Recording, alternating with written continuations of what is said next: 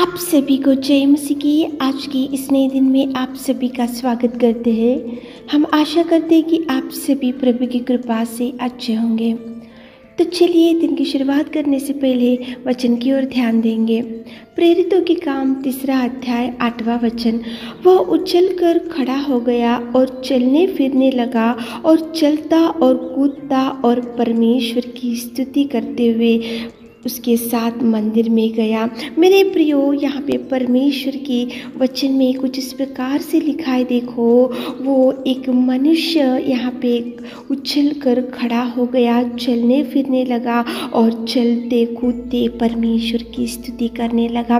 कौन से उपकारों को उसने ले लिया जो इतना आनंदित होकर कूदते हुए, नाचते हुए, गाते हुए, जय जयकार करते हुए, उसकी प्रशंसा को बढ़ाते हुए, उसके उपकार को ध्यान में लाते हुए वो भवन में, मंदिर में गया। वो व्यक्ति कौन था और क्यों इतना खुशी से वो परमेश्वर की आराधना किया? मेरे प्रियो, ये मनुष्य कोई धनवान नहीं था, ये मनुष्य कोई अच्छा इंसान नहीं था, ये मनुष्य कोई खुशियों का जीवन नहीं जिया था, ये मनुष्य कोई अच्छे से परिस्थिति इसकी अच्छी नहीं थी। लेकिन मेरे प्रियो, ये मंदिर के सामने बैठकर ये भीख मांगने वाला एक जन्म का लंगड़ा था।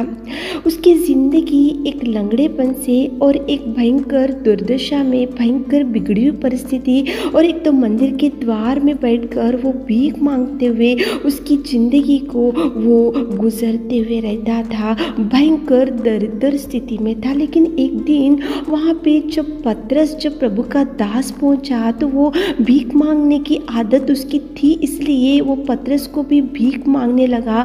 लेकिन पतरस ने उसको बोला, सोना और चांदी तो मेरे पास नहीं है, लेकिन यीशु नासरी के नाम से तू उठ और खड़ा हो। तो उसी घड़ी वो जन्म का लंगड़ा, वो दरिद्र स्थिति में पड़ा हुआ भिखारी, वो दरिद्र और नीच स्थिति में पड़ा हुआ एक भिखारी उसी घड़ी चंगाई पा लिया। उसी घड़ी उसका जीवन बदल गया, उसी घड़ी उसकी दुर्दशा बदल गई, उसी घड़ी उसके जीवन में सुधार आया, उसी घड़ी उसकी दुर्दशा में से प्रेमी दयालु पिता ने उसको उठाया।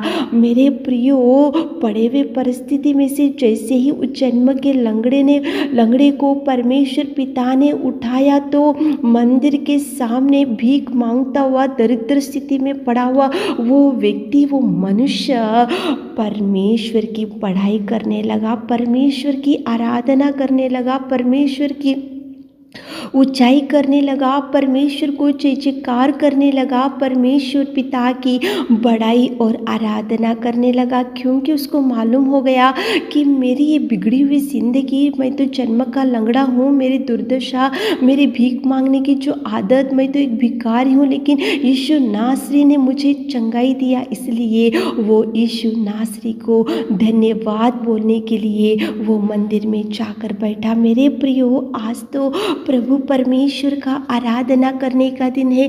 आज तो प्रभु के किए हुए उपकारों को याद करते हुए उसके भवन में जाने का दिन है। आज तो उसके आंगन में जाकर सारी कलीसिया के साथ मिलकर जय जयकार करते हुए, स्तुति प्रशंसा को बढ़ाते हुए, उस सिंहासन के परमेश्वर को ध्यान में लाते हुए स्तुति आराधना करने का दिन है। तो आज आपकी स्थिति कौन सी थी और कैसे थे और कैसे प्रभु ने आपको बचाया, ये ध्यान में लाते हुए, उसको याद करते हुए, उसके किसी उपकार को ना भूलते हुए, उसकी महिमा, उसका वर्शिप, उसका दिन उसको देते हुए भवन में जाने के लिए आप तैयारी करो। मेरे प्रियो, परमेश्वर के भवन में जाकर आपके उसके किए हुए उपकारों को आप ना भूलते हुए, उसको जय जयकार करते हुए उसकी स्तुति प्रशंसा को बढ़ाओ। मेरे प्रियो, यहाँ पे देखो, वो लंगड़े को जैसे ही चंगाई मिला, यीशु नासरी के नाम से जैसे ही चंगाई मिला, तो चुप नहीं बैठा। देखो यहाँ पे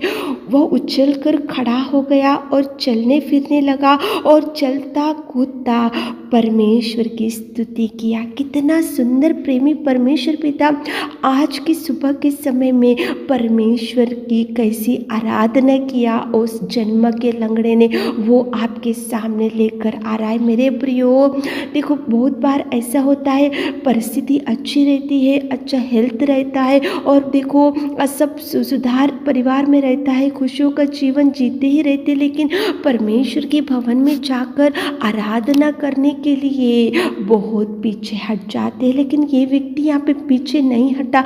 मंदिर के सामने भीख मांगने वाला एक इंसान जैसे ही यीशु नासरी के नाम से चंगाई पा लिया तो वो मंदिर में गया, कलीसिया के साथ बैठा, भवन में गया, जय जयकार किया, कूदते हुए गया, नाचते हुए गया और परमेश्वर की बड़ाई किया। मेरे प्रियो, आज आपके जीवन में प्रभु कितनी भी दुर्दशा में से प्रभु ने आपको उठाया होगा, कौन सी भी बिगड़ी हुई परिस्थिति में से प्रभु ने आपको उठाया होगा और आज बहुत खुशी के दिन भी होंगे, कैसी भी आपकी परिस्थिति होंगी, लेकिन आज प्रभु का वर्शिप संडे है तो प्रभु के भवन में जाना ही चाहिए। कितनी भी बिगड़ी हुई परिस्थिति क्यों ना हो और कितनी भी खुशी के दिन क्यों ना हो और कितनी भी दुख के दिन क्यों ना हो, कितनी भी सुख के दिन क्यों ना हो, प्रभु का वर्शिप करने का दिन आज भवन में जाओ, उसकी स्तुति करो, उसकी पढ़ाई करो, सारे परिवार के साथ जाओ। आज प्रभु का दिन, प्रभु को दो लंगड़े ने प्रभु की स्तुति की, लंगड़े ने प्रभु के भवन में गया, लंगड़ा प्रभु से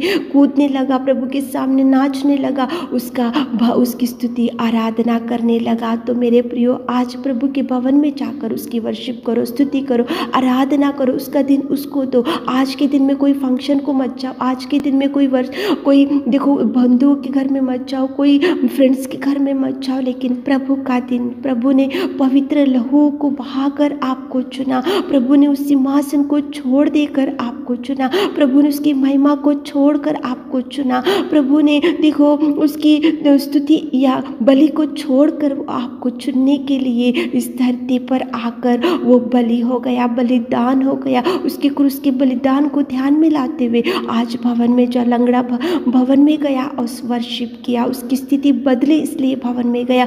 आपकी स्थिति को भी प्रभु ने बदलाया, बहुत से आशीषों को प्रभु ने आपको दिया, तो उसको ध्यान में लाते हुए, याद करते हुए उसके भवन में जाकर वर्शिप करो ताकि प्रभु आपको भरपूरी दे सके। आमीन।